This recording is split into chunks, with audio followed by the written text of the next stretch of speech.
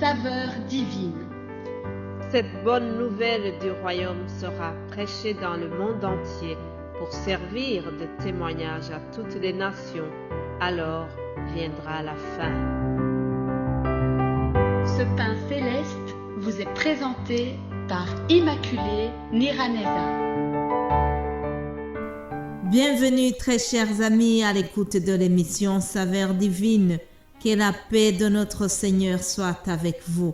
Je bénis le Seigneur pour ce matin. Je prie que toi qui m'écoutes à l'instant, que tu sois vraiment en bonne santé spirituelle et physique. Je vous propose de commencer par quelques paroles des psaumes. Il est bien de déclarer la parole de Dieu dans nos méditations, dans nos prières, parce que le langage que Dieu entend, c'est celui de sa parole. Si nous voulons nous adresser à lui, nous devons utiliser son langage. Et celui-là n'est autre chose que la parole de Dieu. Lisons quelques versets que nous trouvons dans le livre des psaumes. Psaume 55, verset 17 à 18, il est écrit « Et moi, je crie à Dieu, et l'Éternel me sauvera. Le soir, le matin et à midi, je soupire et je gémis, et il entendra ma voix. » Il est vraiment intéressant, il est rassurant de savoir que nous avons un Dieu qui écoute, nous avons un Dieu qui entend nos soupirs. Le matin, je soupire auprès de lui. À midi, je soupire. Et le soir également. Et la Bible me dit qu'il entend ma voix. Alléluia. Comme c'est rassurant de savoir que notre Dieu nous entend. Il arrive que le diable veut nous mentir, veut nous faire peur. Cependant, la parole vient de nous rappeler encore que Dieu nous entend. Psaume 55, 23, il est écrit « Remets ton sort à l'Éternel et il te soutiendra. Il ne laissera jamais chanceler le juste. » Remets ton sort à l'Éternel, toi qui m'écoutes, et sache qu'il te soutiendra. Il ne te laissera jamais chanceler. Alléluia, alléluia. Quand je suis dans la crainte, en toi je me confie. Je me glorifierai en Dieu, en sa parole. Je me confie en Dieu et je ne crains rien. Alléluia. Ne crains rien car Jésus t'aime et il est avec toi. C'était donc quelques psaumes pour introduire notre méditation et nous continuons en parlant de la puissance du nom de Jésus-Christ. C'est au nom de Jésus-Christ que les apôtres ont fait beaucoup de miracles. Nous voyons encore dans les Actes des Apôtres, chapitre 9, un autre paralytique qui a été guéri par l'apôtre Pierre. Nous le trouvons dans Acte 9, verset 32. Il est écrit « Comme Pierre visitait tous les saints, il descendit aussi vers ceux qui demeuraient à Lydie.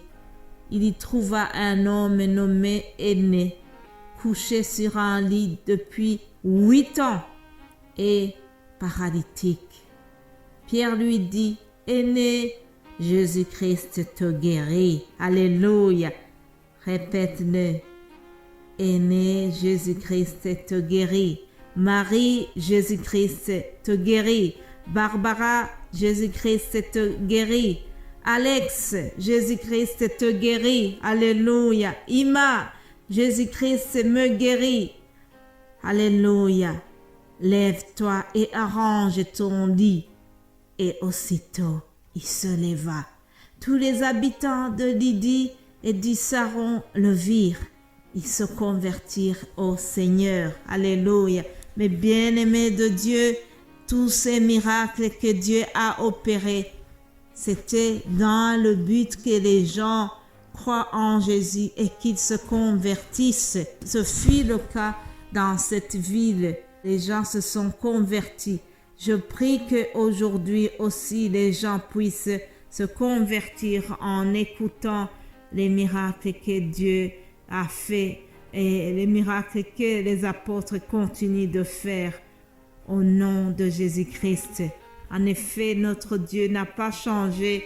Celui qui a guéri les gens, celui qui a fait des miracles à l'époque des actes des apôtres, il est le même aujourd'hui, il ne changeait pas. Dans le chapitre 8, nous voyons un autre apôtre, Philippe. Philippe dans la ville de Samarie. Lui aussi, Dieu l'a utilisé puissamment. Au nom de Jésus-Christ, toujours, Philippe aussi va faire quelque chose qui a étonné la foule. Philippe étant descendu dans la ville de Samarie, il prêcha le Christ. Les foules tout entières étaient attentives à ce que disait Philippe lorsqu'elles apprirent et virent les miracles qu'il faisait, car des esprits impurs sortirent de plusieurs démoniaques et poussaient des grands cris, et beaucoup de paralytiques et de boiteux furent guéris, et il eut une grande joie dans cette ville. Alléluia. Chers amis, je vous fais remarquer que c'est dans une période très critique de l'Église. Il y avait une grande persécution. C'est dans cette période-là qu'il y a eu le premier martyr, Étienne, qui a été arrêté et qui a été lapidé. Aussi, nous voyons que même si Étienne était lapidé, les apôtres n'étaient pas découragés. Ils ont continué à prêcher l'évangile. C'est dans ce contexte-là que Philippe va donc aller prêcher dans la ville de Samarie. Rappelez-vous qu'auparavant, Jésus-Christ leur avait donné le pouvoir et les avait envoyés dans toutes les nations en leur disant « Allez, faites de toutes les nations les disciples, les baptisant en mon nom. » Il leur a donné tout son pouvoir et il avait promis « Voici, je suis avec vous tous les jours jusqu'à la fin du monde. » C'est ainsi que Philippe, obéissant à l'ordre du Seigneur, il est parti en Samarie. Il a fait un bon travail là-bas et au nom de Jésus-Christ, les miracles ont eu lieu, les démons sont sortis. On nous apprend au verset 7 que les esprits impurs sont sortis de plusieurs personnes et beaucoup de paralytiques étaient donc guéris. Alléluia!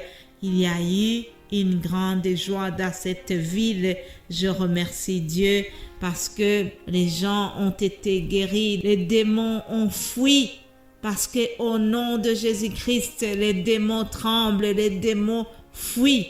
Aujourd'hui encore, s'il y a un nom qui dérange dans le royaume de ténèbres, c'est le nom de Jésus-Christ. En terminant, je voudrais vous partager ce verset que nous trouvons dans Philippiens 2, verset 9. Il est écrit, c'est pourquoi aussi Dieu l'a souverainement élevé et lui a donné le nom qui est au-dessus de tout nom, afin qu'au nom de Jésus-Christ, tout genou fléchisse dans les cieux, sur la terre et sous la terre, et que toute langue confesse que Jésus-Christ est le Seigneur, à la gloire de Dieu le Père. Alléluia. Déclare-le aussi, Jésus-Christ est le Seigneur, à la gloire de Dieu le Père.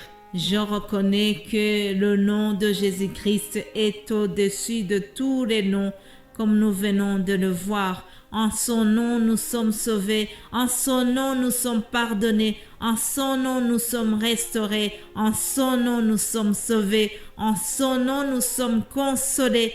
Reçois la consolation au nom de Jésus-Christ. Reçois la joie du Seigneur au nom de Jésus-Christ. Alléluia, alléluia. Passez une excellente journée en son nom. Amen, amen.